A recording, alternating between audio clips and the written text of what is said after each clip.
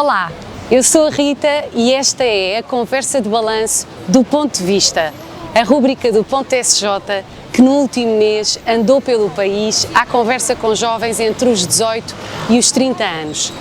Sentimos que os jovens trouxeram temas importantes e deixaram questões para uma igreja à porta da Jornada Mundial da Juventude.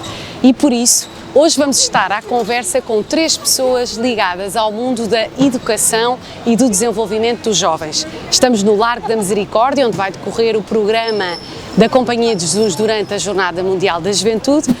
Por questões de silêncio, vamos gravar esta conversa não aqui no Largo da Misericórdia, mas no Pátio da Brutéria. É aí que eu vou estar à conversa com o João Golão, sacerdote jesuíta e diretor do Centro Universitário Padre António Vieira, em Lisboa, e vou estar à conversa com a Joana Rigato e a Sofia Mendes. Ambas casadas e com filhos, trabalham em colégios ligados à Companhia de Jesus. A Joana Rigato é professora no Colégio São João de Brito e a Sofia Mendes é psicóloga no Colégio das Caldinhas. Nesta conversa vamos tentar fazer eco do que foram estas 5 conversas e do que estes 10 jovens têm a dizer. Vamos a isto?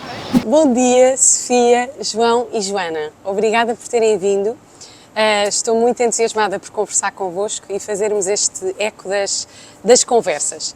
E como temos muita coisa para ver e para falar, vou já à primeira pergunta. Sofia, qual foi a frase ou expressão ou citação que mais te marcou destas conversas e porquê? Bom dia, antes de mais obrigada pelo convite, é um gosto estar aqui convosco. Eu escolhi mais do que uma frase, um perfil. Como muito o perfil do João, o nosso alentejano, pela simplicidade e também ao mesmo tempo por ser aqui um exemplo de juventude, porque achei muito interessante ele conciliar aqui por um lado a garra, não é?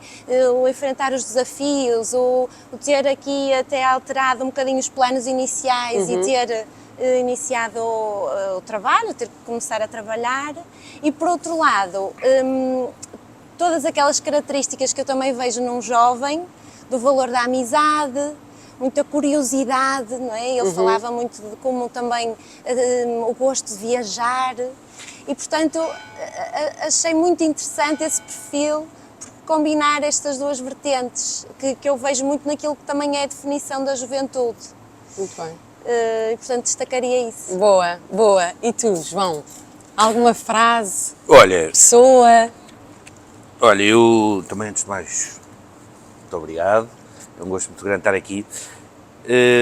Olha, a primeira coisa foi logo na primeira conversa sobre o que perguntaste da juventude e aquela diferença ou aquela clarificação que se fez acerca do que é a pessoa jovem e o que é que identifica ou marca a juventude enquanto característica de uma pessoa mais do que propriamente uma faixa etária. Acerca da busca, da inquietação, da curiosidade, do pôr as coisas em causa, do viver a vida de uma determinada maneira. Mas destacaria também nesta conversa no campo, chamou muita atenção isto de viver a partir das estações do ano e sobretudo uma expressão muito bonita que foi: os dias de inverno fazem-nos falta. A propósito não só da água, quem é que disse essa foi expressão? o João. Foi João. Mas não só a propósito da água, mas de viver a partir de um ritmo que não somos nós a impor E a controlar. e como até de cara ao futuro é tão importante e na lógica da esperança e da confiança isto é tão importante. Mas sobretudo esta questão os dias de inverno fazem-nos falta, depois podemos desenvolver lá mais à frente, mas creio que tem a ver também com um modo de olhar para a vida em que os dias de chuva, os dias de dificuldade, os dias inesperados fazem-nos falta e é muito importante saber habitá-los. E, Sim. portanto, fiquei aqui um bocadinho a meditar nisto e como me parece tão importante no trabalho e na educação da juventude. Muito bem. É uma boa nota também. Joana, e tu? Então, houve imensas frases que me ficaram de várias conversas. Agora estava aqui a lembrar-me da Joana na primeira conversa, quando ela diz: eu às vezes estou só a existir. Ah, E ao mas diz. princípio uma pessoa não percebe muito bem se é em sentido positivo ou negativo. Uma pessoa podia dizer: estou só a existir, tipo, estou no nível da sobrevivência, a vida está tão difícil. E não, ela estava a dizer aquilo como um salto para uma paragem que aceita que é preciso parar completamente. Nós estamos a vida hoje em dia está tão preenchida e até acho que é o rapaz que fala com ela, que é É o Francisco. o Francisco, que dizia quando alguém vai à casa de banho, estamos no restaurante e pega logo no telemóvel, quem Exatamente, fica sim, na mesa sim. pega no telemóvel. Estamos sempre a preencher, não é? Os tempos livres já não são livres, têm de ser preenchidos. E achei tão bonito uma rapariga tão nova e ter esta noção de os meus momentos de paragem podem ser mesmo só parar. Sim, sim. Estou no baloiço. Não estou a olhar de forma especialmente atenta para a árvore, ou inspira e vamos fazer aqui exercícios de respiração. Não, vou só parar completamente e aceitar a necessidade da paragem. Sim. Achei isso já de uma grande sabedoria. E aliás, há imensas frases nestes jovens que já nos projetam para grande sabedoria. Sim, sim. Por exemplo, até o rapaz do Algarve, Tiago? Não, André. O André, quando dizia a vida também só tem interesse se for complicada. Sim, se não fosse difícil. Se não fosse difícil, não tinha interesse. Não tinha graça. Não há sonhos impossíveis. Sim, sim. E são coisas que poderiam ser clichês e não são. Portanto, Sim, sim. este rapaz também, que é muito novo, já está a trabalhar e certamente que também não está a dizer isto da boca para fora. Sim. E tem projetos. Isto só para dois exemplos Sim. de coisas que acho que já têm um imenso conteúdo. São 3 notas muito boas porque, de facto, eles, eu acho que deixam pérolas de sabedoria, apontam caminhos e aquilo que o João agora dizia de ser jovem, que era uma pergunta transversal a todas as conversas. Porque nós partimos para isto a pensar assim, e acho que em algumas conversas eu até terei dito isso, muita gente fala de vocês, toda a gente fala de vocês. Há a boleia da Jornada Mundial da Juventude, mas em geral fala-se muito dos jovens, é um segmento que atrai muita atenção, naturalmente porque representam o futuro, porque são uma geração com características muito específicas, mas logo na primeira conversa eu saio uma expressão pessoa jovem e o Francisco agarra isso e vai tocar numa tensão que eles acho que habitaram muito bem. Não sei se foi uma simpatia comigo, sou uma jovem mais velha, como vocês, mas ao longo das conversas vamos falando disto, de ser jovem e poder ser jovem ao longo da vida, apesar do número da nossa idade. E eu achei isto muito bonito, e então gostava de resumir aqui convosco para vos fazer uma pergunta sobre o que eles disseram sobre ser jovem. E, portanto, para além desta tensão, disseram que também tem os seus pontos negativos. Disse a Joana, eu até fiquei a pensar que se calhar podia ter explorado o que é que podem ser estes pontos negativos, mas se calhar podemos ver alguns destes desafios ao longo das conversas, associam a possibilidade de errar e de recomeçar a esta fase da vida. Associam que nesta fase se pode correr riscos com menos consciência ou menos consequência do que noutra fase da vida. Reconhecem que se pode deixar de ser jovem de idade e ser jovem de espírito e de atitude para o resto da vida. Portanto, acham que é um estado que podem viver e algumas coisas podem seguir ao longo da vida connosco ou podem partilhar com outras idades. E, em geral, todos eles foram capazes de falar dos seus estados de ânimo. Portanto, os jovens têm uma diversidade de estados de ânimo. Eles revelaram isso nas conversas. Falámos de coisas mais alegres, de coisas mais desafiantes. O que é que eu gostava de vos perguntar? Dá a sensação, a certa altura, de que, ainda que eles vejam que a juventude pode ser mais interior do que exterior, a forma como eles deixaram entrever o que pensam sobre ser adulto, às vezes dá a sensação de que estes jovens podem achar que na vida adulta é um campo onde nós já não podemos errar e recomeçar, é um campo onde já não podemos até mudar de vida, não podemos correr tantos riscos e não podemos brincar tanto. E eu gostava que vocês comentassem isto, porque nós já não somos jovens do segmento 18 aos 30, mas há muito pouco tempo saímos dele, não é? Sim, Todos. exatamente. Mas somos jovens de espírito. E eu gostava de vos perguntar como é que vocês olharam para esta tensão e para estas expressões que eles atribuíram ao ser jovem. Sofia, comece por ti. Sim, eu achei muito curioso, eles de facto agarraram logo nessa ideia de não, podemos ser jovens, não é? A vida a vida toda. Acho que isso também é muito fruto do que vivemos hoje em dia, também aqui do querermos da juventude ser algo que é muito valorizado, não é? E nós queremos aqui adiar isto de ser mais velhos através de mil e uma maneiras, não é? Estratégias. E procedimentos estéticos também, não é? E filtros e coisas, não é? Também ligados ao digital. E portanto acho que foi muito curioso eles também terem agarrado logo nesse conceito e nessa ideia. Claro que, numa perspectiva de quem já passou aqui um bocadinho essa fase, não é? De até aos 30, acho que há algumas características que fazem parte de ser jovem, não é? Esta leveza, esta experimentação que eles também falavam de, ok, é permitido, mesmo a Joana refere logo isso, ou seja, há mais margem para errar. Claro que também para nós é mais fácil fazer esta avaliação, porque nós já estamos numa fase mais de balanço, em que olhamos para trás e reconhecemos na juventude estas características, não é? A questão de efetivamente ser uma fase de experimentação, em que também nos sentimos mais capazes de tudo. Acho que também é essa fase em que tudo é possível, não é? E também acho que é muito interessante nós olharmos para a questão de não haver ainda tanta margem para os balanços, não é? Numa fase adulta já fazemos mais este balanço. Já se pensa mais. Já se pensa mais, já somos mais seletivos também, enquanto que se calhar na fase da juventude há aqui uma certa leveza que apesar deles terem sido não é simpáticos, mas em certa medida, não é? Ok, podemos ser jovens a vida toda, mas mesmo até do ponto de vista fisiológico sabemos que estamos no apogeu das nossas capacidades nesta fase da juventude, não é? Neste segmento de idade. Portanto, e mesmo a valorização, era outra coisa que eu gostava de destacar, a valorização que é dada à amizade nesta fase. Muitos falaram, acho que quase todos falaram da importância dos amigos e das de relações. Falar com os amigos, das relações, quer no digital, quer no offline, online e offline. Portanto, acho que isso também é algo muito característico da juventude. Mas não ficas, ou seja, não ficaram com a sensação de que às vezes o que eles disseram sobre a juventude pode desafiar ou pode colocar aqui um desafio à forma como olhamos a vida adulta, eles e nós. Desculpa lá, só para atalhar. Eu acho que há aqui coisas que temos de ser realistas, e há um ou vários deles falam da questão da responsabilidade.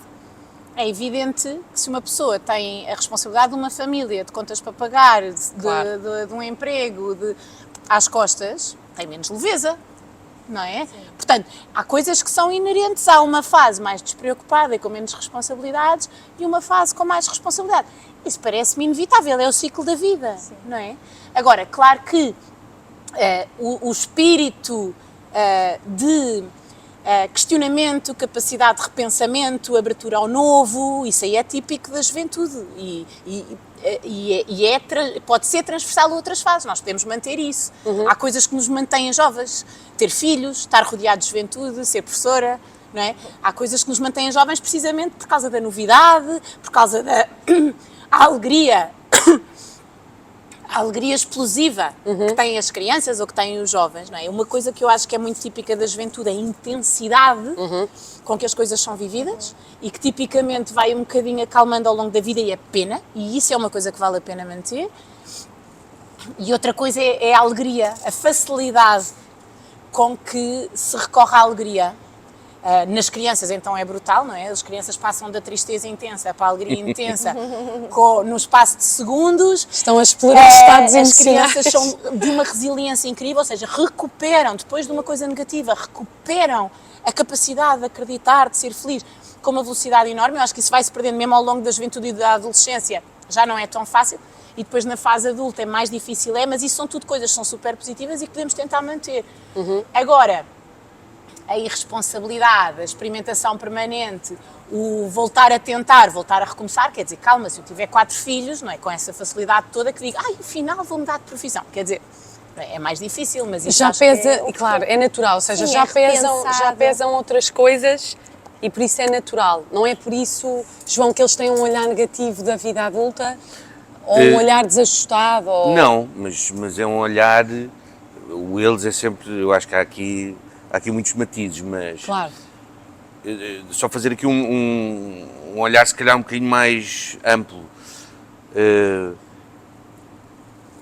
Creio que, voltando à questão das estações do ano, nós vivemos num tempo e numa cultura e num modo de pensar que tem muita dificuldade em envelhecer. Ou seja, o atravessar o tempo, o que cada fase da vida vai pedindo e, portanto, de alguma forma, queremos sempre prolongar, e nós vemos nisso por muitos fenómenos da cultura, queremos sempre prolongar uma espécie de eterna juventude. É um clássico e há de ser sempre clássico. Por outro lado, creio que o efeito da pandemia trouxe um olhar sobre o futuro muito incerto e muito inseguro.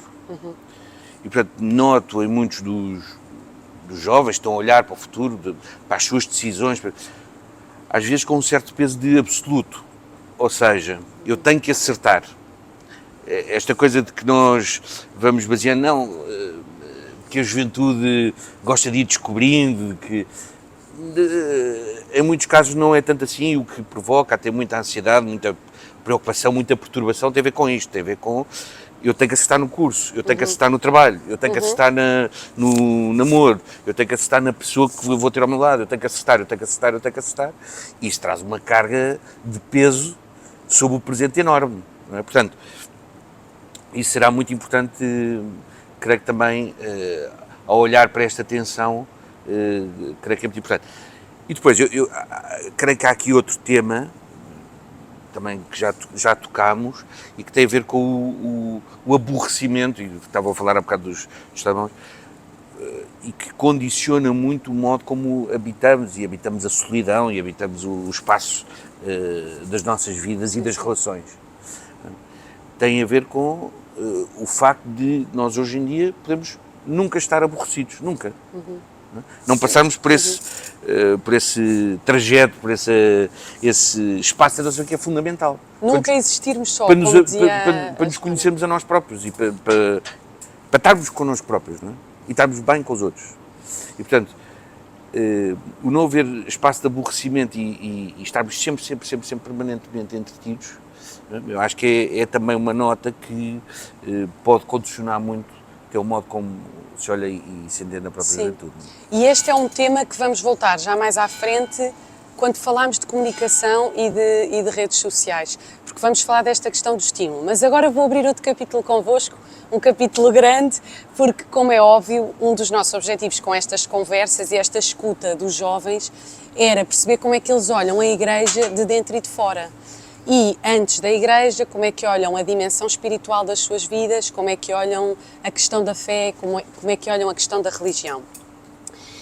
E tivemos essa diversidade de perspectivas. Tivemos nestas conversas 10 jovens cujos percursos de vida e os percursos de fé são muito diferentes e, portanto, chegámos a ouvir uma pessoa evangélica, o João Vítor, tivemos católicos com diferentes percursos e níveis de participação, ouvimos jovens que não se identificam com nenhuma religião, uma que se identifica com o budismo, portanto, muita diversidade. E eu trago aqui algumas ideias-chave para vos lançar um conjunto de perguntas.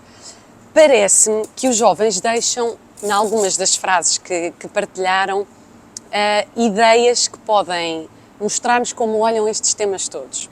Por exemplo, a Carolina, a dada altura, diz, na última conversa, que as religiões não se estão a atualizar ao mesmo tempo que as mudanças do mundo. E um tema também que surgiu em mais do que uma conversa foi uma menor identificação com as instituições, em geral. Aliás, eu até cito estudos recentes sobre o envolvimento dos jovens com a política. Há uma ideia de que os jovens não estão interessados na política e o que se começa a perceber é que não estão interessados nas estruturas e nas formas habituais de fazer política, porque continuam a ter essa consciência e esse interesse.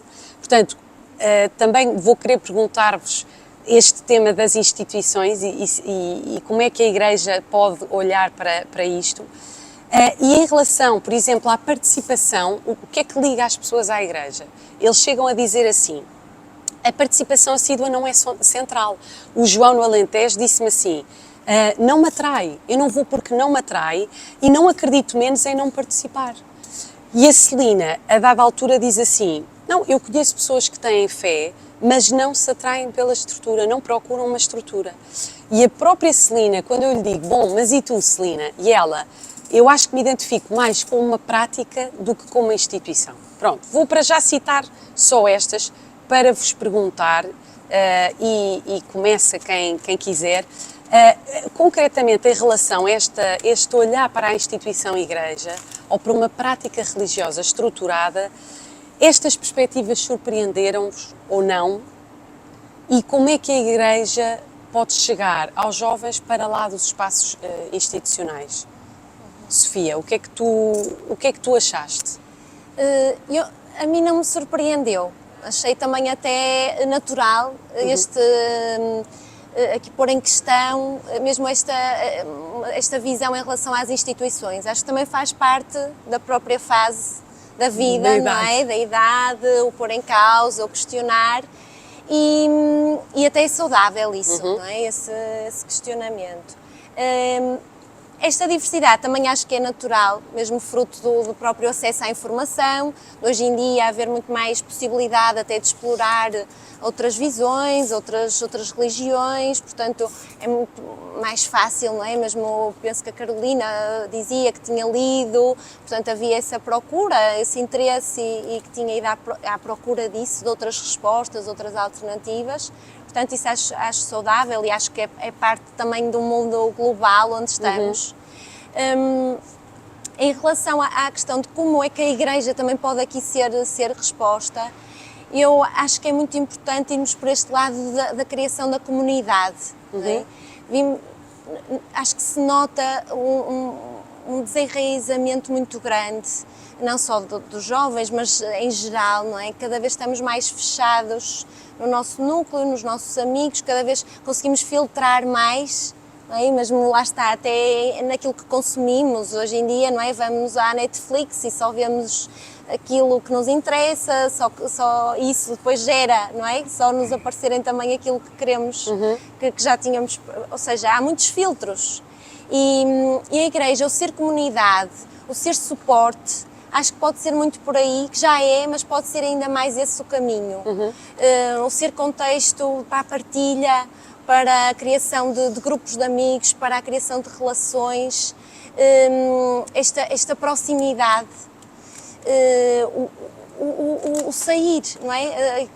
Esse conceito que também surge, a saída, não é? A saída. Não estarmos aqui tanto à porta da Igreja e à espera que venham, mas nós sermos também aqui, o ir ao encontro.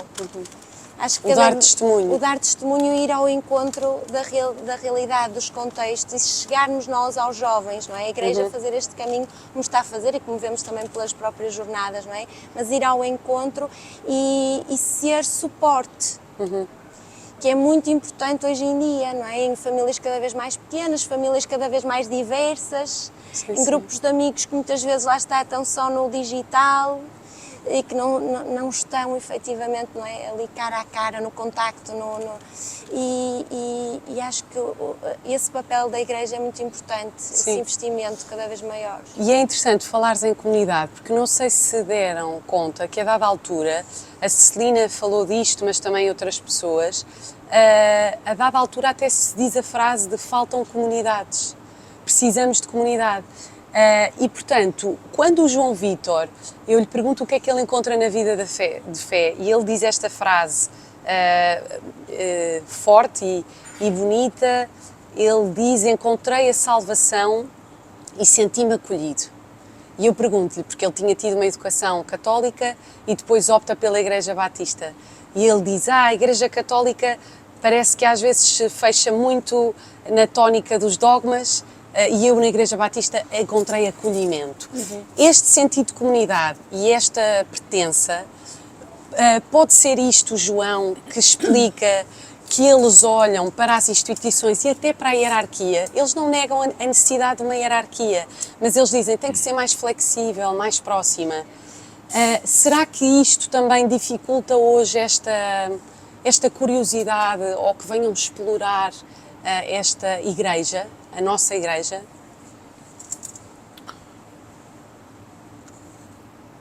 Sim, eu acho que há aqui um modo de falar que está sempre a dificultar isto tudo, as conversas, não é? Porque põe sempre o nós e o eles, nós e os jovens, a hierarquia, e acho que isso pode dificultar bastante o modo como se entende a própria Igreja e bem, o que é o espaço de uma comunidade que pretende, ou pela sua própria natureza, há espaço para todos. E, portanto, na sua própria condição de existência, sim. E, portanto, essa é a sua raiz. E, portanto, e se essa é a sua raiz, nós temos que partir daí para a conversa.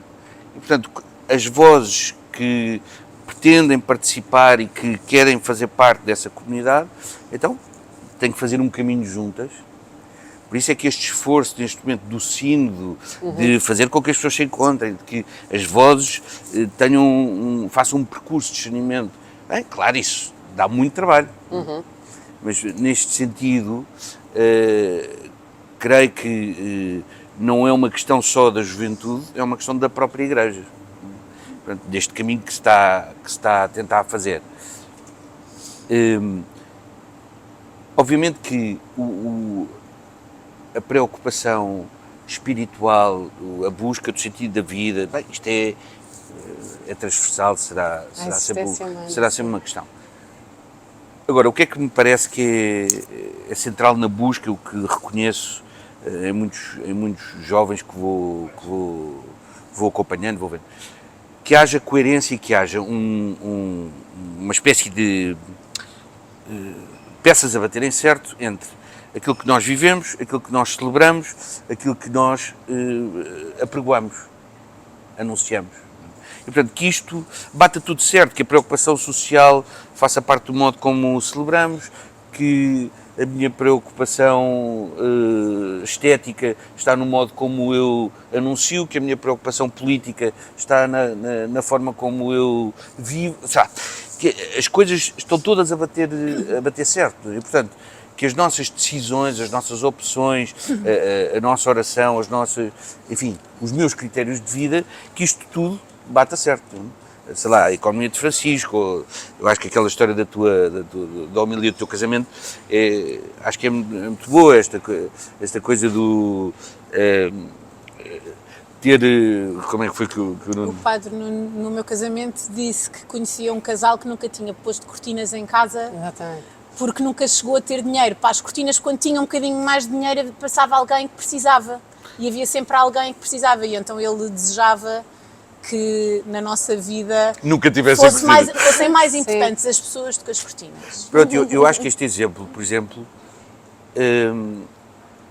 representa, é um critério, não é? E quando se assumem critérios, se tomam opções de vida, pronto, as coisas são coerentes. E creio que hoje a juventude, pronto, já saímos da lógica dos grandes discursos, das grandes narrativas. É preciso que a comunidade se reconheça num conjunto de práticas, num conjunto celebrativo e que as coisas batam certo. E sobretudo isto que a Sofia estava a levantar me parece fundamental. A qualidade das relações e o modo como nos reconhecemos em comunidade. Portanto, isso vem por isto, não é? Pelo modo como celebramos, pelo modo como vivemos e pelo que dizemos e anunciamos. Joana, e tu? Então. Alguma coisa te surpreendeu nestas inquietações? Não, nada me surpreendeu e até acho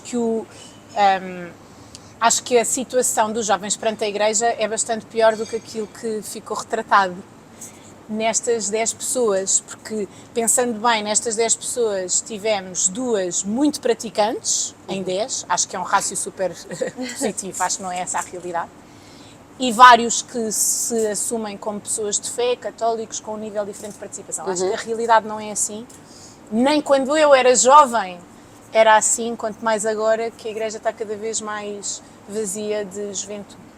Mas aquilo que vejo aqui relativamente à hierarquia, relativamente à estrutura institucional, Tu dizias que achas que é típico da juventude haver uma certa vontade de liberdade em relação às estruturas. Eu não acho que seja da juventude, eu acho que a sociedade em geral já não se deixa prender por uma hierarquia que se impõe. Durante centenas de anos havia uma submissão perante a Igreja como estrutura de poder e as pessoas foram-se gradualmente libertando disso, graças a Deus. No nosso país, acho que até o 25 de Abril ajudou a não haver essa subserviência perante a Igreja como estrutura de poder. E, portanto, os adultos também, não são só os jovens, quando a Igreja diz coisas que não lhes interessam, ou tem uma atitude incoerente que os revolta, que os indigna, afastam-se. Simplesmente já não há nenhuma obrigação a pertencer à Igreja ou a sentir que se pertence, a respeitar rituais e coisas assim. E eu acho que isso é uma inevitabilidade. Pessoalmente acho super positivo e acho que transversalmente nas entrevistas foi surgindo esta ideia dos grupos de pertença. Tenho amigos que pertencem a grupos, não frequentam propriamente de forma muito participativa os rituais, eles referiam desta forma. E, portanto, a mim parece-me que o futuro da Igreja passa por grupos locais que ajudam as pessoas comunitariamente a procurar o dito sentido. Aquela inquietação por um sentido da vida, por uma forma mais coerente de viver de acordo com determinados ideais e por um trabalho interior de espiritualidade, acontece em grupos de pertença que podem ser mais próximos da ortodoxia cristã ou mais afastados.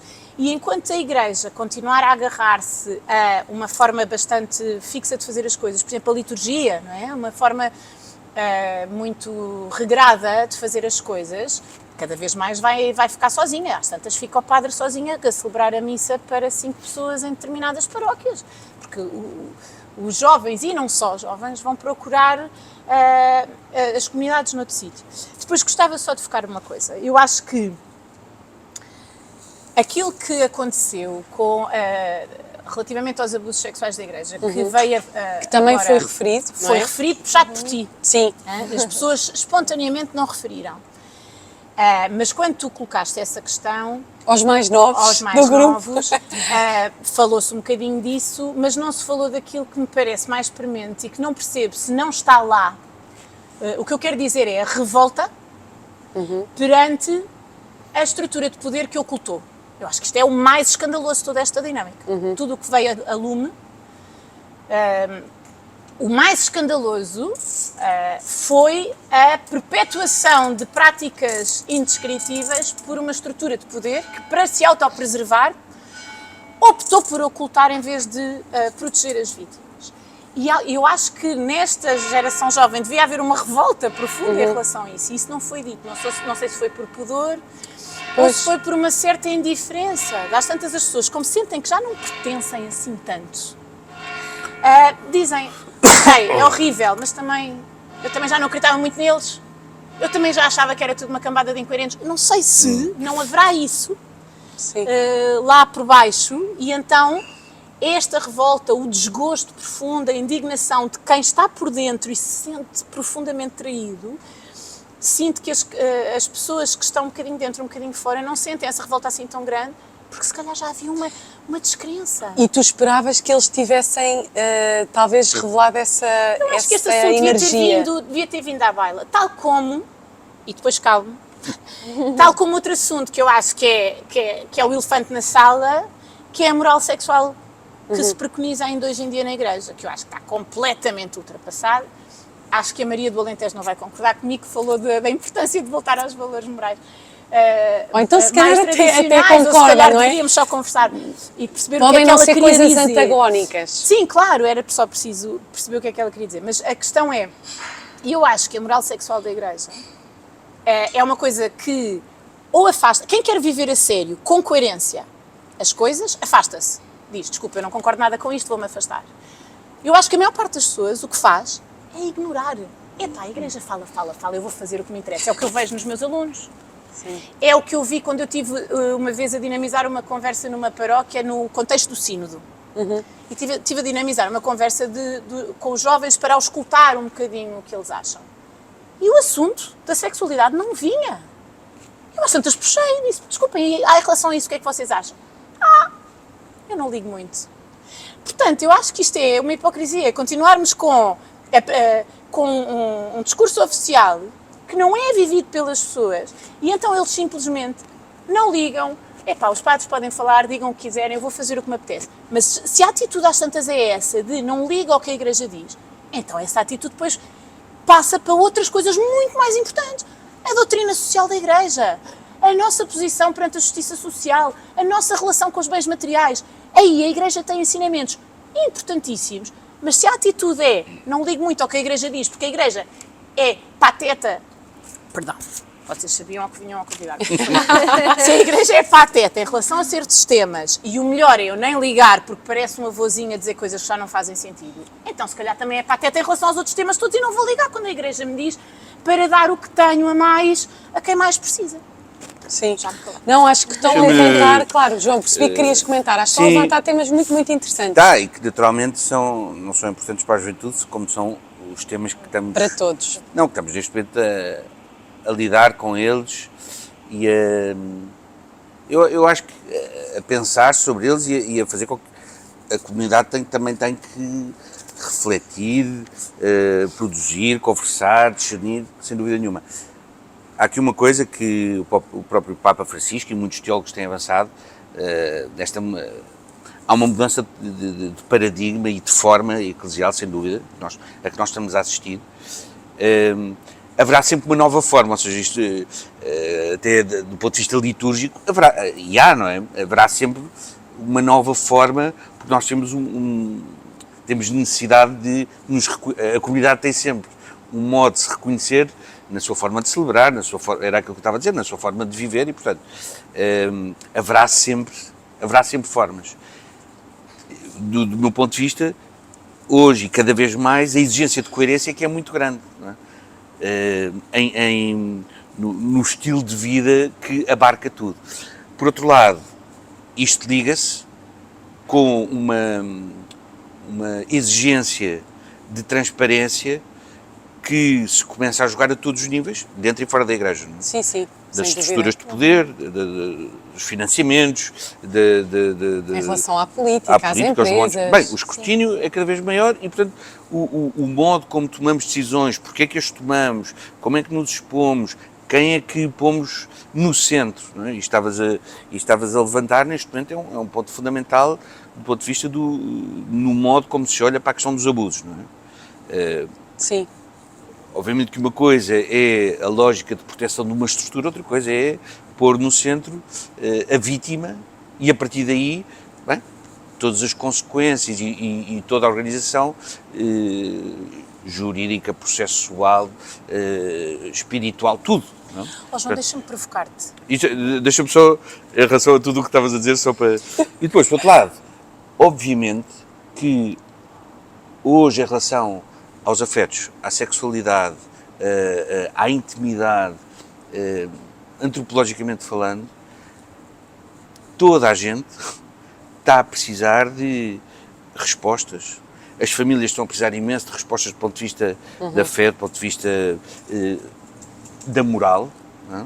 Porque se estão a enfrentar obviamente com questões absolutamente novas a todos os níveis e, portanto, precisamos todos de conversar com isso mais do que ou nos afastamos ou defendemos acérrimamente e, portanto, por isso é que eu estava a dizer que esta questão do nós e o eles hoje não faz sentido absolutamente nenhum. Pois, não é? porque pode polarizar o diálogo não, e o cínico isso já é realidade. Já é a realidade e, portanto, sim. E dentro da Igreja isso eu acho que é muito perigoso. Sim, sim. E vemos em muitos âmbitos como a polarização leva à própria autodestruição da Igreja. Sim, sim.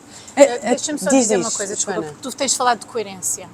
E eu acho que eu tenho aqui, há bocado esqueci-me de mencionar, tenho aqui dois casos que eu acho que não só tornam claro aquilo que eu queria dizer, mas que eu acho que era importante também pô-los perante vocês para ver as vossas opiniões. Na minha vida assisti a dois exemplos, outros, mas estes são mais cruciais, daquilo que eu queria falar, que eu estava a dizer. Por exemplo, os meus vizinhos de baixo não são casados pela Igreja, porque ela é católica e o marido é ateu. Quando foram pedir o batismo para a sua primeira filha, que agora tem 15 anos, o batismo foi-lhes recusado, porque não eram casados. Portanto, isto é tão grave. Aquele padre achou que aquela criança não podia ser incluída na comunidade dos fiéis por aquilo que ele achava que era uma incoerência gravíssima, uma falha gravíssima, que era os pais não terem uma relação abençoada pelo sacramento do matrimónio, quando eles viviam juntos, eram fiéis, tinham uma relação, tinham constituído uma família. Não é? Portanto, este é o primeiro exemplo. Segundo exemplo, um sobrinho meu, uma das coisas que contribui para ele se afastar da igreja, ele para já não tinha, digamos, a fé muito desenvolvida, e a fé às vezes é um dom que é distribuído de forma um bocadinho injusta, não é? Há pessoas que têm mais facilidade em sentir a presença de Deus na sua vida e outras pessoas se calhar precisavam do empurrão. E ele já tinha um bocadinho alguma dificuldade em acreditar em Deus e depois na sua paróquia, ele era chefe de escoteiros, houve um casal de chefes de escoteiros que quando começou a viver juntos, foram afastados pelo padre do agrupamento, foram proibidos de ser chefes de escoteiros por terem ido viver juntos e não estarem casados. E eu digo, então este casal não é considerado idóneo para animar e formar crianças? E depois sabemos do que sabemos relativamente aos abusos sexuais dentro da igreja. Portanto, o critério é se tu tens uma moral sexual aprovada. Isso é que é o critério para saber se és idóneo enquanto formador ou se tu podes incluir a tua filha através do batismo. Repara, eu acho extraordinário que o meu vizinho de baixo, o dito pai da criança, tenha depois aceito que os seus filhos vão à catequese, por exemplo. Porque eu acho que era perfeitamente legítimo ele ficar tão revoltado e dizer, desculpa, eu não quero a minha filha a ser formada numa comunidade que acha que eu sou tão horrível por não me querer casar Que não a posso batizar. Que não a posso batizar. Portanto, esta ideia de que nem todos têm, mas que ainda muita gente tem e pode tê-lo, se formos a ver os documentos, a minha folha já foi que eu de acordo com o catecismo, etc., é permitido que certos padres façam este tipo de juízos acerca da idoneidade das pessoas e que depois permitam as coisas horríveis que vieram agora do conhecimento público. Isso era permissível, quer dizer, não era permissível, mas quer dizer, aqueles padres continuavam a praticar, eram postos nas paróquias, etc., mas depois os chefes de escoteiros já não podiam ser chefes de escoteiros, estavam a viver juntos. Sim. Eu acho... Estás a ver a coerência, onde é que está? Claro, eu acho que vocês estão a trazer e também estas conversas são para deixar ecoar, porque dava pano para mangas e podíamos estar aqui muitas horas e podia dar um bom debate, mas estão a trazer muitos desafios. Houve questões que nós não explorámos diretamente nas conversas porque não era esse o objetivo. Ou eles as traziam naturalmente, como vocês disseram, ou se não trouxeram, os abusos ainda fizeram uma referência. O André lembrou que a Igreja é mais do que os abusos. Claro, já sabemos do perigo das generalizações, mas a Érica também disse, se as coisas tivessem sido denunciadas há mais tempo, as coisas podiam ser diferentes. Também me parece que nesta ronda que fizemos agora, vocês já referiram, em cruzamento com coisas que eles disseram, o que podem ser caminhos. Porque nós estamos todos a tocar as tensões do tempo presente.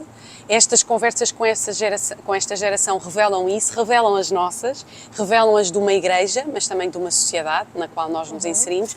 E, portanto, acho que já deixámos aqui muitos temas que precisam de diálogo e precisam de ser banhados do espírito sinodal que o João falava. Eu queria só continuar a correr mais algumas frases do que eles disseram.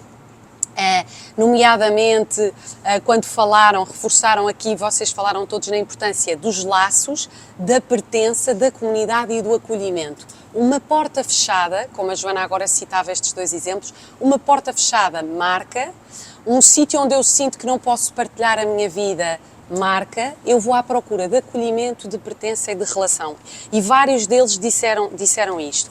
Disseram também que a fé dá sentido à vida, dá alegria, até ajuda a encontrar o meu eu, como dizia a Érica, e a melhorar quem eu sou.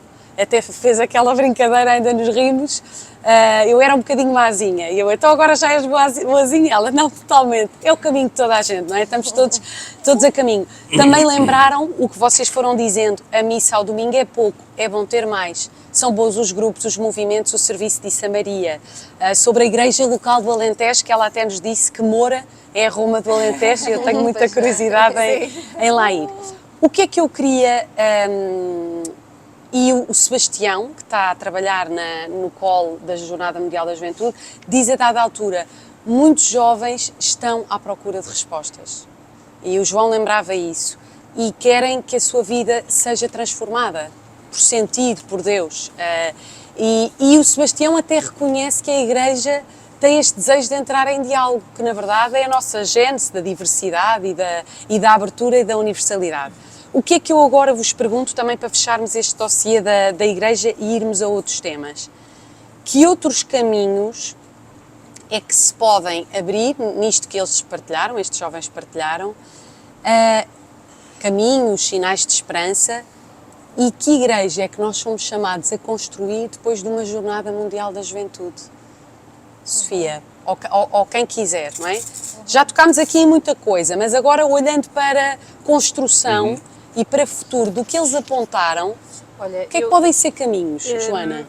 Eu acho que o centro da vida da fé tem de ser uma relação com Deus, interior, profundamente íntima, que depois se alimenta em comunidade.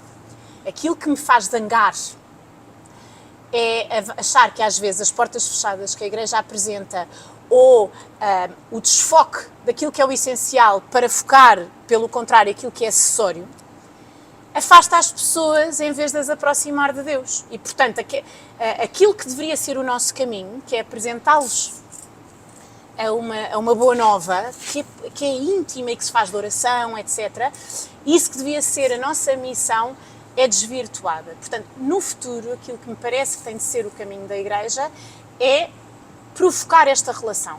Eu não sou muito fã da liturgia eclesial, eucarística, porque eu acho que há muita ladainha e muita conversa, repetições, pessoas a dizer as mesmas coisas. E eu já fui super participativa e assídua e não sei o quê. Mas neste momento o que eu acho é que isso também não contribui Ou para seja, criar intimidade com Deus. É preciso uma nova linguagem, Joana. Por exemplo, no meu caso, o que é que eu faço às vezes? Levo alunos a TZ. TZ é uma comunidade ecuménica em França que tem um modelo de oração diária, 3 vezes por dia, que é universal e universalizável, com muito pouca palavra, muito pouca oração já escrita, decorada e repetida de modo às vezes um pouco acéfalo. Não tem isso, e tem momentos de silêncio, tem músicas que propiciam a intimidade com Deus. E já tive imensas experiências, quer com alunos meus, quer nos meus tempos da faculdade, que eu levava amigos meus, ateus e não sei o que, eu levava, vamos todos a TZ.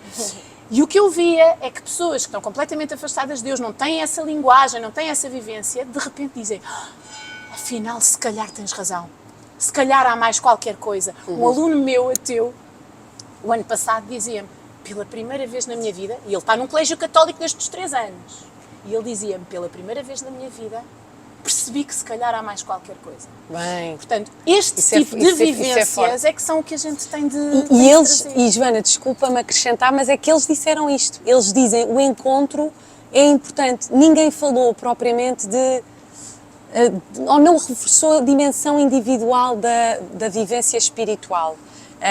E portanto, e até a Carolina lembra esta questão da linguagem. A Carolina, não sei se lembram deste episódio, que também me leva sempre a rir, que eu digo assim, Carolina, o que é que tu achas que o Papa quer dizer com uma igreja sair dela? Não faz ideia. Sinceramente não sei, Rita. E eu ri-me e pensei que isto, a Joana está aqui a apontar um caminho que me parece que a Carolina também reforçou, que é o da linguagem.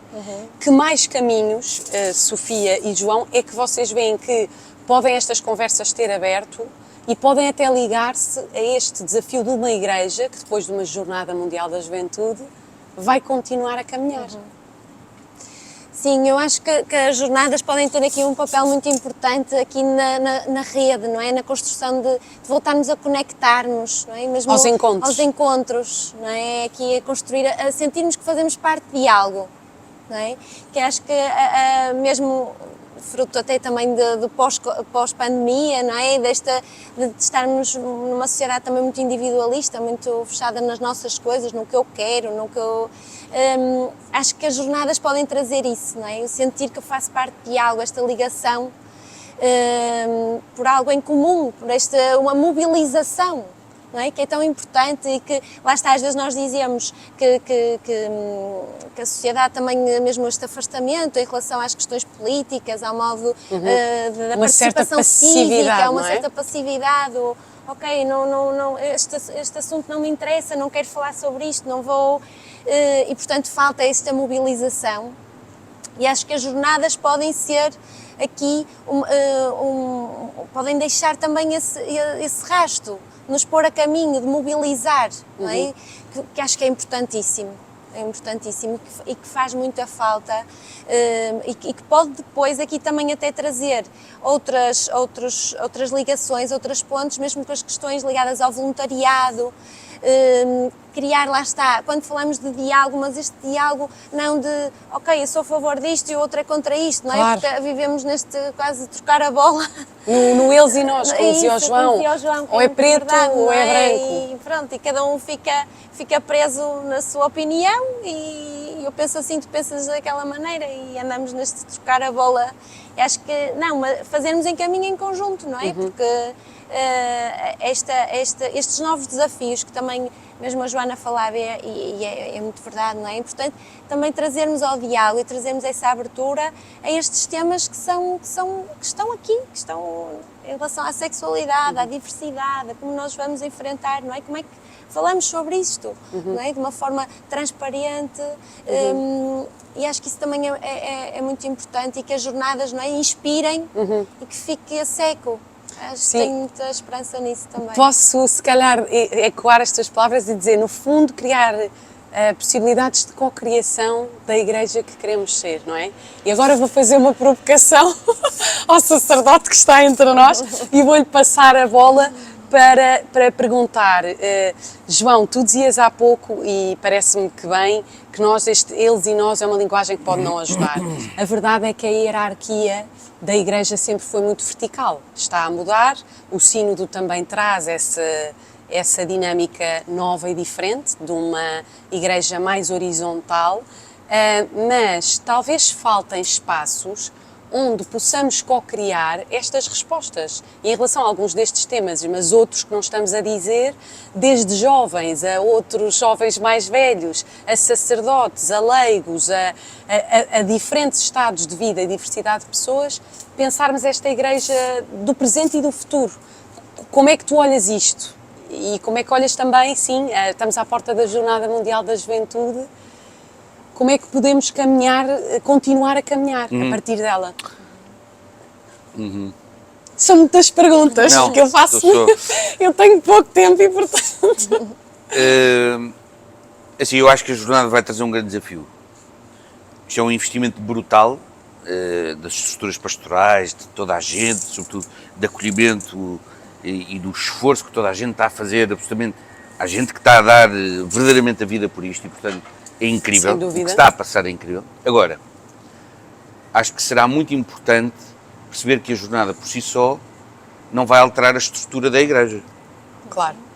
E, portanto, nós estamos a viver os tempos que estamos a ver, com tudo o que estamos a comentar, e, portanto, a jornada vai ter um efeito brutal em termos de fenómeno de massa, de vermos o que vamos ver, o que vamos testemunhar, bem, enfim. Sentir. Tudo, e acho que, sobretudo para quem vai fazer a experiência como jovem, acho que vai ser incrível.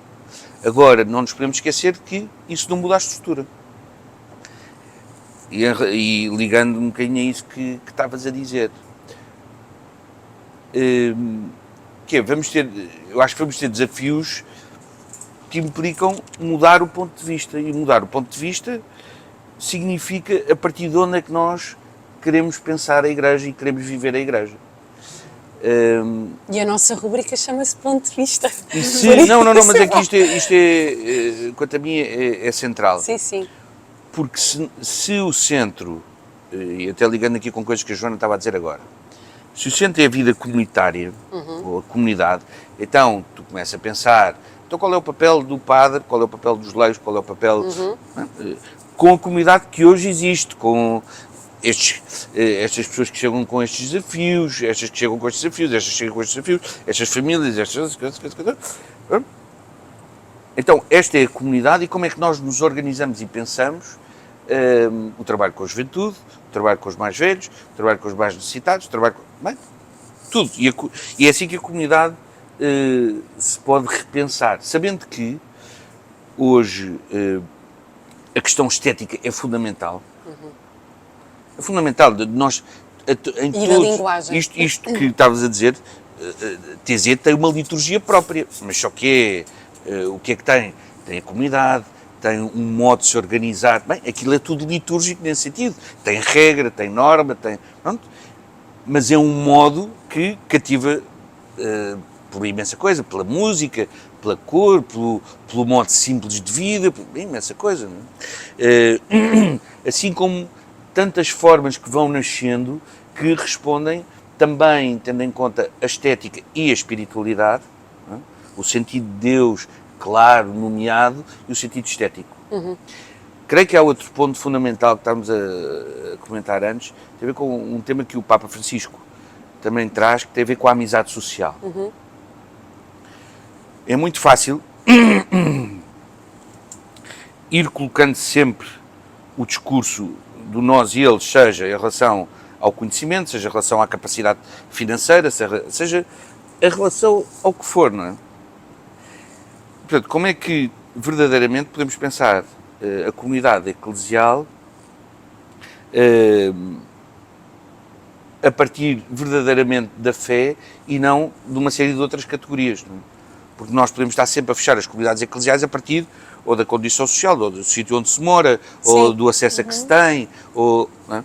E, portanto, vamos criando pequenos guetos até dentro da igreja e depois fazemos com que os pequenos guetos, qual é o nosso grande objetivo? É que este gueto entre em contacto com o outro gueto. E, no fundo, os guetos vão-se alimentando e vão-se criando cada vez mais distâncias, não é? E a nível social isto às vezes é brutal. E perpetuamos sistemas de pobreza e de injustiça, às vezes mascarados de caridade. Mas, enfim, isto é outro... Esse é outro tema, outra tema, mas conversa. que quero trazer porque parece-me importante, no modo como olhamos para o depois da jornada, que este tema, no modo como queremos educar e como queremos ajudar a crescer na fé, terá que ser, como eu dizia, as peças têm que bater certas. O pensamento crítico, o aprender a pensar a fé teologicamente, a procurar espiritualmente, a celebrar comunitariamente, as minhas opções políticas, as minhas opções sociais, a distribuição dos bens, o modo como celebro liturgicamente, o modo como desenvolvo a expressão artística. Ou seja, isto, que é o nosso mundo, que é a nossa vida do dia-a-dia, se as comunidades, se eu em família, se eu individualmente, isto começa a ser parte do... Eu começo a pensar um bocado... Harmoniosamente. Sim. Como unidade de vida. Sim. E de facto vou questionando as áreas todas e tentando estabelecer elos entre elas. Eu creio que isto será uma continuidade das jornadas muito desafiante. Para as comunidades, para as igrejas locais, isto que a Joana estava a dizer, eu creio que é o caminho. As igrejas locais vão ter aqui um papel muito importante, seja em forma de paróquia ou de outra coisa qualquer, mas as pessoas serem reconhecidas, não é? Os grupos, E não se perder o acolhidas. entusiasmo, Claro. vai-se criar ali um entusiasmo tipo a dinâmica campo de férias. Nós vamos a um Brutal, campo de férias brutal. e voltamos excitadíssimos. E se não houver uma prática que alimente aquele espírito de comunhão que se criou, etc., aquilo, ao fim de uns meses já se foi, não é? Não, mas é brutal. Eu acho que a questão do manter o ânimo também vem disto. Ok, eu preciso de sítios e de ambientes, um bocadinho nisso que estavas a dizer, onde eu possa continuar a ser reconhecido na minha fé, onde possa criar relações um bocadinho permanentes a partir do espírito que vivi na jornada, onde possa continuar a fazer coisas relacionadas com a fé de serviço, de oração, de investigação. Bem, depois cada um vai encontrando um bocadinho também o seu carisma próprio. Não é? Se calhar há pessoas que se identificam mais com o ambiente TZ, há pessoas que se identificam mais com o ambiente do Opus Dei, há pessoas que se identificam mais com o ambiente do jesuíta. Bem, no modo de rezar, no modo de falar das coisas, depois cada um nomeará a fé à sua maneira. Agora, de facto, estes ambientes, estes habitats serão muito importantes. E depois, e termino, creio que em Lisboa, que é aqui onde estamos neste momento, e no país e noutros sítios, a questão da ligação entre os carismas será fundamental. Como é que podemos aprender a tirar proveito dos carismas uns dos outros? Não é? Uhum. Por isso é que a questão do nós e eles aqui está sempre a minar o discurso. Porque a partir do momento em que nós entendamos o carisma do outro como uma riqueza e não como um inimigo ao meu, ou como algo destrutivo do meu, bem, estamos sempre aqui, no fundo, a corroer a própria identidade da Igreja. Sim, sim. A partir do momento em que eu identifico como um dom, então isto é possível construir aqui algum caminho. Claro, dá trabalho, não é? Dá muito trabalho. Sim. Mas...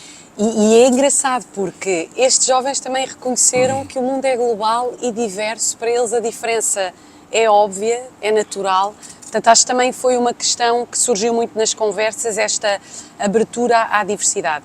Nós estamos a aproximar-nos do fim da nossa conversa, mas eu vou fazer agora convosco uma ronda sintética, e antes de ir, porque eu hoje também vos vou perguntar, como perguntei aos jovens mais jovens, o que é que vos dá esperança e o que é urgente.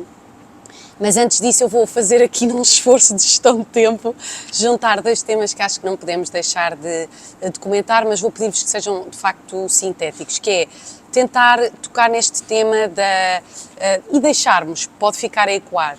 De facto, saltou muito este tema da comunicação, dos desafios do mundo digital, já falámos em estética, já falámos em linguagem, em relação. Todos vocês estão a trabalhar em contextos em que veem esta realidade, nos grupos pastorais, no COPAV, na escola, no Colégio das Caldinhas, no acompanhamento de jovens. A Igreja lançou um documento recentemente sobre como o católico deve estar nas redes sociais, isso também dava toda uma outra conversa. Pensando nos desafios do mundo digital, desafios que, e passo a repetição, que desafiam a relação e que trazem questões até de saúde mental, e falando de saúde mental, que foi outro tema que saltou por causa do pós-pandemia, e do facto do tema, e pelas consequências da pandemia, o tema está na ordem do dia, eu pedia-vos um comentário sintético a isto, e começava pela Sofia, que é psicóloga. Sofia, como é que as nossas comunidades, estas que falávamos, sejam pastorais, eclesiais, educativas, familiares, há muitos desafios, não é? Sim. Como é que podemos cuidar melhor em comunidade destes desafios? Sim, em relação a essa questão dos desafios do digital e desta nova era, não é, que vivemos, de facto eu acho que há aqui uma questão que nós estamos a navegar à vista, não é? Portanto, vamos aqui percebendo, mesmo os estudos que referiste, e vamos vendo pelo próprio comportamento. Claro que nos jovens, como dizias logo inicialmente, há muita atenção sobre eles, não é? Nós olhamos muito para a juventude, mas a verdade é que isto é transversal. Não é? Toda esta dinâmica do digital também nos toca a nós. Sem dúvida. E é um desafio para nós também. também. É um desafio para nós também. E acho que ainda não está totalmente claro para ninguém também, porque estamos a navegar à vista, nós ainda não sabemos, não temos aqui comparação, porque isto é tudo muito, muito novo, não é? E isso é que também acho que é aqui algo que assusta e ao mesmo tempo um desafio muito grande, porque estamos também a aprender e a criar respostas ao mesmo tempo em que as coisas também estão a acontecer para enfrentar isso, porque de facto vemos nos jovens, não é? É quase aqui um mundo em paralelo que está a correr ao mesmo tempo, não é? E toda esta parte mesmo de viver no digital, de criação de diferentes perfis, às vezes nas escolas nós irmos percebendo depois que afinal, não é? Tudo já se passava no digital e que na escola o que surge ali já é resultado de uma história muito longa e daqui de relações, muitas vezes lá está, sem orientação, sem filtro, sem percebermos, sem balizas, em que parece que tudo é permitido, portanto, que depois, quando vem à luz, quando passa para o contexto da escola, já muita coisa rolou, já muita coisa decorreu no digital, isso preocupa, não é? Mesmo toda esta dimensão, por acaso eles também não falaram muito sobre isso, mas mesmo a questão muito ligada ao consumo das redes sociais, dos jogos, da adição aos jogos, das adições ligadas ao mundo digital. Exatamente, e que é uma realidade que no meu contexto é muito presente e que nos preocupa muito. E depois, de facto, também fazendo aqui esta ponte com a saúde mental que estavas a referir, de facto, muitos dos comportamentos que vemos também até nos jovens acabam por ser um sintoma de algo, lá está, mais transversal. Vemos famílias disfuncionais, vemos cuidadores também eles doentes, com muitas dificuldades a nível da sua saúde mental, e que isso depois, claro, traz repercussões para os mais novos, não é? E portanto isso são desafios muito, muito grandes e que de facto que nós temos que ir muito ao encontro e promover muito esta abertura, muito esta comunicação, para só assim também valorizarmos aquilo que é o presencial, aquilo que é a relação em si, e irmos aqui também, quer nós, quer todos, não é? Irmos aqui percebendo de que forma é que nós podemos nos orientar e podemos estar aqui entre o digital e o presencial, porque é inevitável, não há como não estar, não é? É incontornável. Mas como é que nos podemos ir aqui também guiando por aquilo que são os valores que de facto queremos também promover? E o Papa diz muito isto, João e Joana, que é fazermos caminho em conjunto, irmos em conjunto e viver em conjunto uns com os outros o bom e o difícil e o desafiante. Gostava também de vos dar a oportunidade, antes de irmos mesmo às perguntas finais, de comentar estes desafios da comunicação e da saúde mental muito brevemente. Há assim alguma ideia que vocês queiram deixar a ecoar nesta conversa de balanço e de eco?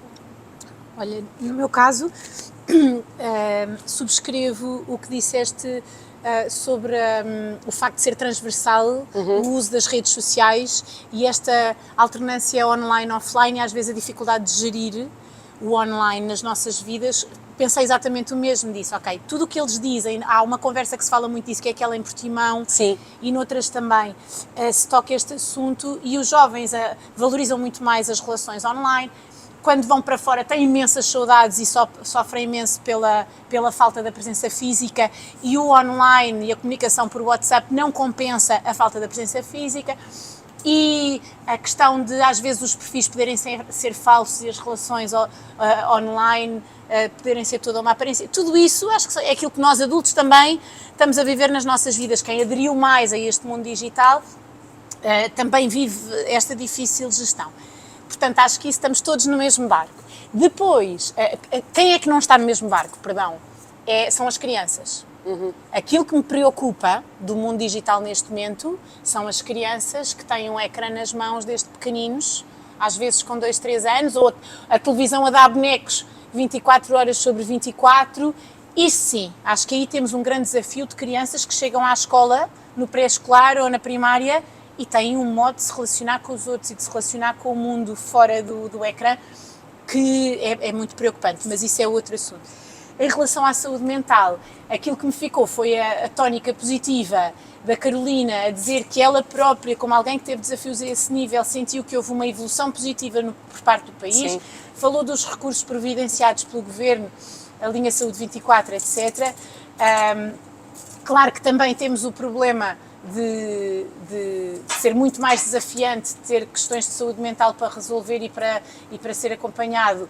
Uma pessoa que não tenha recursos, comparativamente com alguém que tenha recursos para pagar um psicólogo, não é? Custa 60 euros por semana, se uma pessoa tiver uma consulta semanal. Portanto, é evidentemente que há aqui uma grande desigualdade social a esse nível. Mas eu também vivi na minha vida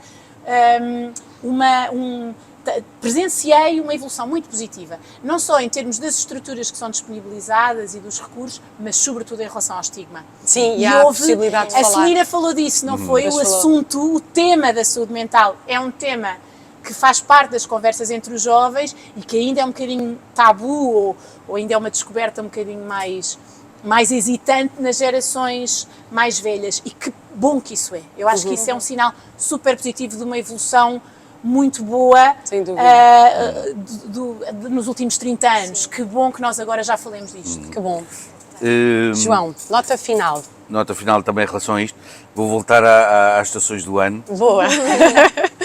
Não, que eu acho que é muito importante, parece-me, pelo menos dá-me aqui uma grelha de leitura boa. E gostava só de começar aqui, vou abrir um tema e fechá-lo, mas porque me parece também é subjacente a isto que estamos a falar, e tem a ver com a educação, e tem a ver com o tema do fracasso, porque está muito ligado à questão da saúde mental. O facto de não estarmos num ritmo que não somos nós a dominar, esta questão do campo, habituou-nos pouco e desabituou-nos, digamos assim, a conviver com o fracasso, a conviver com as coisas não correrem como nós estamos, de acordo com as nossas expectativas, não ser uma folha de Excel que eu domino perfeitamente. E, portanto, o convívio natural com aquilo que nos é natural e que tem a ver com o fracasso, recomeça, dá errado. Bem, este trabalho interior-exterior da própria vida introduziu aqui uma peça e que tem a ver também com o digital, pronto, que creio que nos desregulou culturalmente. Outra nota também importante que me parece chave, às vezes, como focamos o olhar só sobre a juventude, perdemos o olhar sobre que adultos é que queremos formar, não é? E, portanto, estamos só focados ali e não vemos, bem, isto é uma fase da nossa vida. Estamos a caminhar para qualquer lado, nós não vamos ficar eternamente. E, portanto, o perceber que adultos, que pessoas é que queremos, ou que ambicionamos ser, não é? É o que nos leva que também... jovens, que mais velhos, sempre jovens. Mas que lançam um olhar também sobre a juventude, também como uma fase, como outra qualquer. Sim. Depois, creio que a questão da comunicação alterou, a questão digital alterou radicalmente a forma como amamos, como rezamos, como esperamos, e não só nas crianças, mas todos. Como sofremos. Tudo. Nós Sim. esperamos, o modo como esperamos, por exemplo, as respostas, a velocidade, a paciência, é radicalmente diferente. E, portanto, isso coloca-nos a habitar o tempo e a vida de uma maneira radicalmente diferente e que temos que ser conscientes deles para que possamos perceber, então, do que é que precisamos. Sim. E isto liga-se com a questão da saúde mental. Porque muitas vezes e muitas coisas, parece-me, e também pelo que vou conversando, vou acompanhando, tem a ver com o que eu esperava alcançar, o que era suposto já estar a acontecer, isto gera um ruído enorme. De uma ansiedade. E muitas vezes não saber dar nomes às coisas. Não, por exemplo, o facto de eu não ter confronto pessoal, o não estar a olhar olhos nos olhos, o não perceber a humanidade, o não ser confrontado e ter um ecrã onde eu escrevo adeus, acabámos namoro, isto não me confronta, isto leva uma apatia enorme. Claro. Eu emocionalmente fico estanque, portanto não sinto. Sim. Portanto, e isto creio que é uma marca do tempo muito importante a ter em conta para então o que é que queremos valorizar e em que é que queremos trabalhar. Sim. E para onde é que vamos? E creio que nos nossos círculos de influência, nas nossas pequenas comunidades, nós de facto podemos cultivar aqui um ritmo de vida, um modo de estar, que responda a estas necessidades que vemos, que hoje precisamos para crescer saudavelmente. Obrigada. Chegámos ao fim da nossa conversa. Muito obrigada pelas vossas partilhas, pelo vosso ponto de vista. Numa palavra, agora vou mesmo ser exigente convosco, numa palavra cada um, o que é que dá esperança? A criatividade. João? O espírito. O ser humano, a criatividade, o espírito. O Espírito Santo. Mas uma palavra não dá para explicar. Mas... Não é só assim. E o que é urgente? É urgente a ação. A ação. Confiar. Confiar. Sair da cidade. sair. O que é que eu quero dizer A com saída. isso? Não Já podes, foste, não me já deixes foste, explicar. não podes, não podes. Fiquem não podes. aberto. Olhem, muito, muito obrigada. Acho que foi uma conversa excelente para terminarmos esta rúbrica. Agradeço a vossa generosidade, as viagens que alguns fizeram. Acho que deixámos aqui pistas. Foi uma alegria fazer estas conversas, acho que falo por mim e por toda a equipa. Agradeço muito aos 10 jovens que deram de seu tempo, conversaram comigo, que abriram o seu coração, que trouxeram o seu ponto de vista. Queremos também agradecer a muitos que possibilitaram a logística destas conversas, ao Centro Universitário Manuel da Nóbrega, em Coimbra, que nos emprestou as cadeiras, que andaram a viajar pelo país, à Universidade de Coimbra, que também nos emprestou um espaço para estarmos, ao Hotel Sapiência em Coimbra, à Herdade de Donas Marias no Alentejo, à Comunidade dos Jesuítas em Portimão, ao Colégio Pedro Arrupe em Lisboa e à Brutéria, onde agora estamos. Este foi o ponto de vista de uma faixa etária, foi esta rubrica nova com o desejo de ir ao encontro dos jovens, de os ouvir. Realmente, eu se puder dizer o que é urgente para mim, é urgente o diálogo, é urgente conversar e foi isso que quisemos desde o início com estas rubricas. Quem sabe o ponto de vista volta, quem sabe vamos ouvir outras gerações e vamos perguntar quem é que são estas pessoas que queremos ser e o que é que se segue depois desta geração dos 18 aos 30 anos. Muito obrigada por nos terem acompanhado, ouvido e visto e até à próxima.